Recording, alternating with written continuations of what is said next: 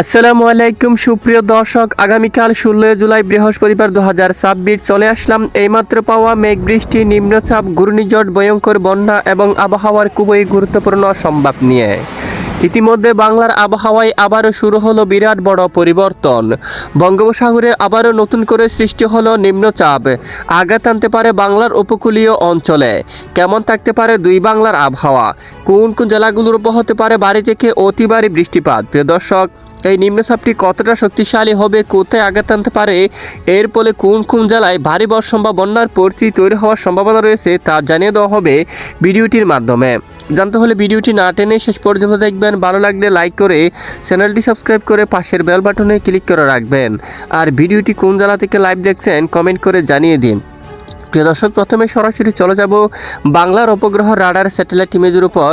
ইতিমধ্যে দেশের একেবারে উত্তর পূর্ব অঞ্চলে সক্রিয় হয়ে উঠেছে প্রবল আকারে মেঘ বৃষ্টি। ইতিমধ্যে দেখা যাচ্ছে বিশেষ করে ত্রিপুরা রাজ্যের জেলায় জেলায় আকাশ মেঘলা রয়েছে, যেমনটা আগরতলা, উদয়পুর, মগিয়াবাড়ি, বেলুনিয়া, দিঘিনালা, শিলচর বাজার, আমবাছা, কুয়াই এবং কুমারঘাট অঞ্চল, মৌলভীবাজার, বানিয়াচন্দ, ইটনা, জগন্নাথপুর, পেনারবাগ, এছাড়া বালাগঞ্জ, কুলাউড়া, বড়লেখা সহ বেশ কিছু এলাকায় আকাশ মেঘলা রয়েছে।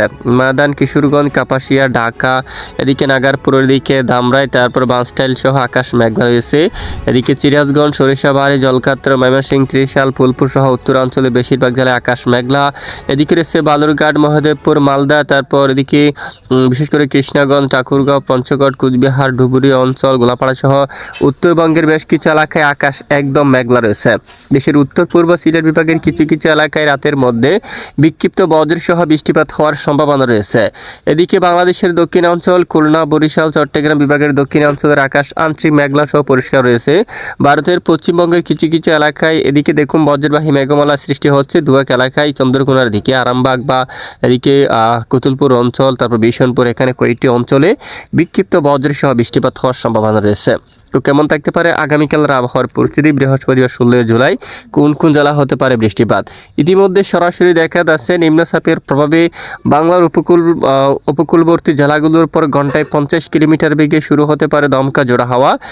এদিকে পশ্চিমবঙ্গের বেশ কিছু এলাকায়, ভারতের বেশ কিছু এলাকায় মাঝারি থেকে ভারী বৃষ্টিপাত হতে পারে। পুরুলিয়ার দিকে মুড়ি, তারপর এদিকে বেলারামপুর এই অঞ্চলে, কাতরার দিকে, তারপর বাঁকুড়া এই এলাকায়, বিশনবাপুর অঞ্চলে, গোলাতর অঞ্চল, তারপর এদিকে ঝাড়গ্রাম, তারপর খড়গপুর, তারপর এখানে আরও অনেক এলাকায় হালকা মাঝারি বজ্রসহ বৃষ্টিপাত হতে পারে।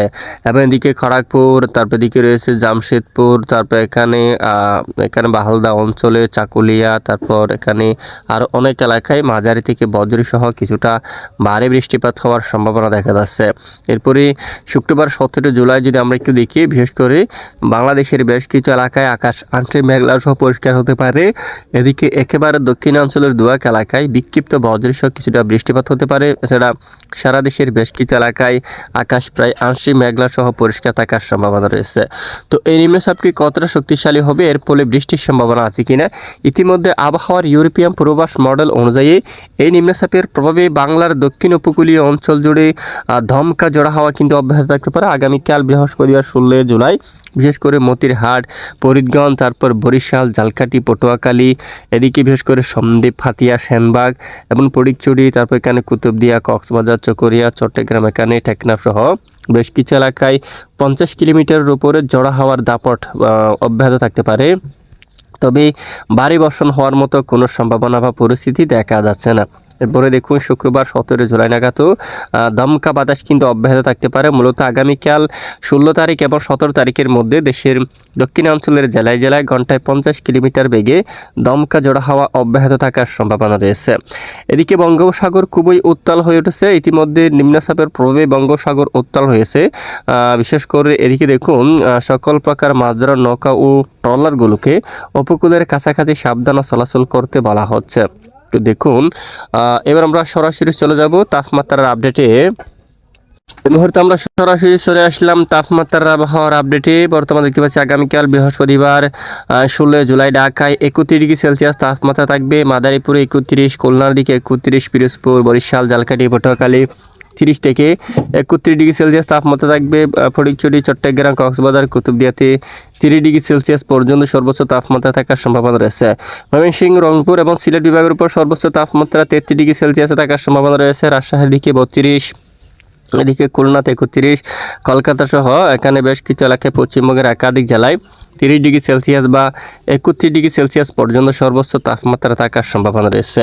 ইতিমধ্যে সরাসরি চলে যাব বৃষ্টির পরিমাণ মোডে। পরবর্তী 5 দিনের আবহাওয়ার আপডেটে একটানা ভারী বর্ষণের আভাস নেই, তবে সিলেট বিভাগের উত্তরাঞ্চল জুড়ে প্রায় 170 মিলিমিটার বা এদিকে চেরাপুঞ্জির দিকে প্রায় 200 মিলিমিটার পর্যন্ত বৃষ্টিপাত হতে পারে।